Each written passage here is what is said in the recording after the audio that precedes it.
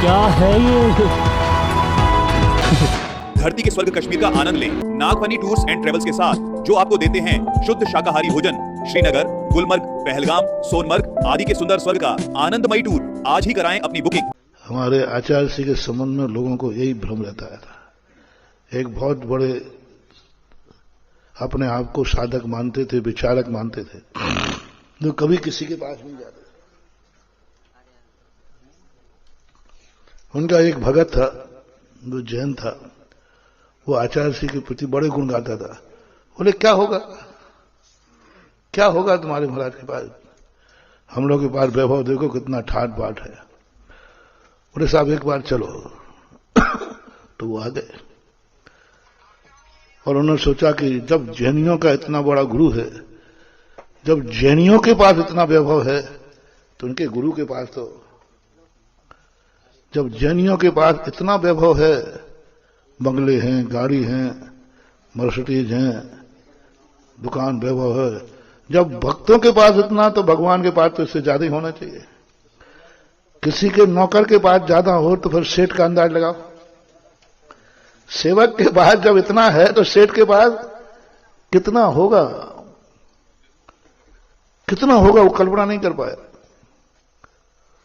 बोले जैनियों के पास, इनके पास भी गाड़ी, मर्सिडीज गाड़ियों की लाइन लगी होगी, बंगला होंगे, अरे उनके लिए कालीन बिछी होगी, सोने चांदी का सिंहासन होगा, उसमें रत्न जड़े होंगे, और उसने सारी कल्पनाएं कर ली। बोले जैनियों का गुरु, जब जैनी इतने हैं तो मालिक कितना होगा।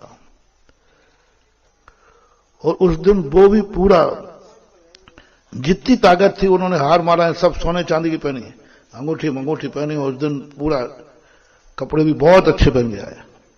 क्योंकि उनका धारणा क्या थी, मैं जैनियों के सबसे बड़े गुरु के पास जा रहा हूं, और जैनियों के संबंध में सभी जानते हैं कि जैनी पैसे वाले होते हैं, ये धारणा भले कुछ ना हो।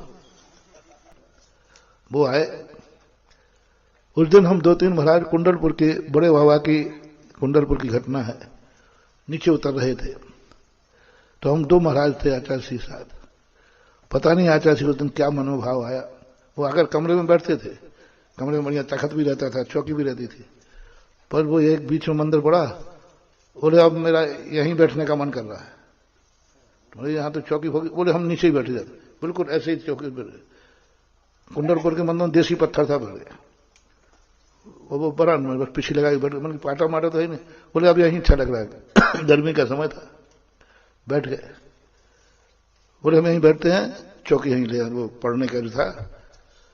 तो उस समय वो आचार्य की बात उनके मालूम था, आचार्य जी आगे घर कमांडो होंगे, वो बढ़िया गाड़ी में आए। वो उस दिन आचार्य जी की देखो नियत, देखो आचार्य जी उस दिन जमीन पे बैठे, प्रति दिन एक भी दिन जमीन पे नहीं बैठे, पाट पे जैसे पे बैठे, पाटे बैठ जाते आकर, उस दिन जमीन पे बैठ गए अपने आप, किसी को कोई पता नहीं, आचार्य जी को भी कोई मालूम नहीं।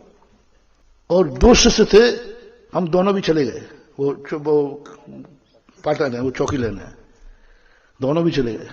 अब कुछ नहीं, निपट अकेले, और जमीन पे बैठे। और क्या उस दिन तुम्हारा दुर्भाग्य को समाज का,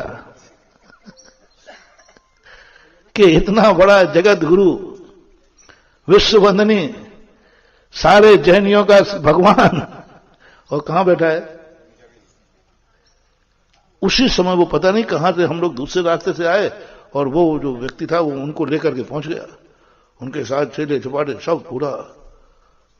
और बस उन्हें ये बैठे आचार्य से, बोले ये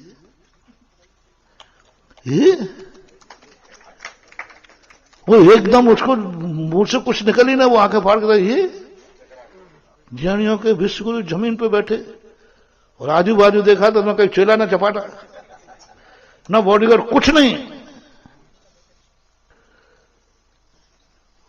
वो एकदम खड़े रह गया, एकदम 5-7 मिनट तक वो कुछ भी हिला नहीं। और जो फिर वो साष्टांग नीचे गिरा, बोले मैंने भगवान के दर्शन कर लिए। उठे ही नहीं, उनको उसके शिष्य ने उठाया, वो कहता नहीं मुझे मत उठाओ, मुझे इन चरणों में पड़े रहने दो। मेरा सारा अहंकार चूर हो गया। मैं किसे धर्म समझ रहा था, मैं किस पुण्य को धर्म समझ रहा था, किसको जानता था कि पुण्य आत्माओं का। जो कल कहा था ना, तुम लोग यही समझते हो जिसके पास धन दौलत ज्यादा होता है वो पुण्य आत्मा है। हम तो महाराज पाप आत्मा है। गरीब अपने आप को क्या कहता है? पाप आत्मा, फक्कड़। यही तो समझना है, यही तो जैन धर्म सिखाना चाहता है। धर्मात्माओं को क्यों करता है? तुम कर्म से दरिद्र होते हो। बताओ, हम लोगों जैसा दरिद्र कोई दुनिया में है?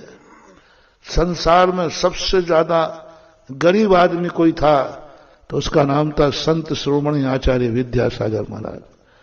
बहुत गरीब महानुभाव, मैंने इतना गरीब आदमी नहीं देखा।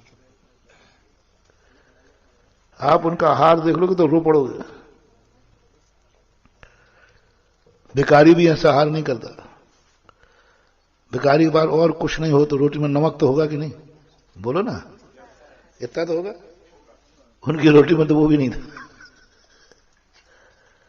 फर्क इतना है, वो धर्म के कारण गरीब थे और दुनिया कर्म से गरीब होती है।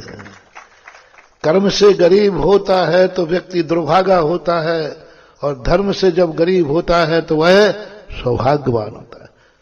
तुम्हें पहनने को कपड़े न मिले तो तुम दुर्भागे, और हमने कपड़े उतार के फेंक दिया तो सौभाग्यशाली है। फर्क कुछ नहीं। तुम्हें कपड़ा नहीं मिले, तुम्हें भी ठंड लगेगी, मुझे भी ठंड लगती है, लेकिन मैं अभाग्य मानता हूं, तुम दुर्भाग्य मानते हो। फीलिंग का ही तो अंतर है। फीलिंग का ही तो अंतर है। गरीब भी कपड़े के बिना ठुठुर रहा है और साधु भी कपड़े के बिना ठुठुर रहा है, लेकिन ये ठुठुरन को सौभाग्य मान रहा है और वो ठुठुरन को दुर्भाग्य।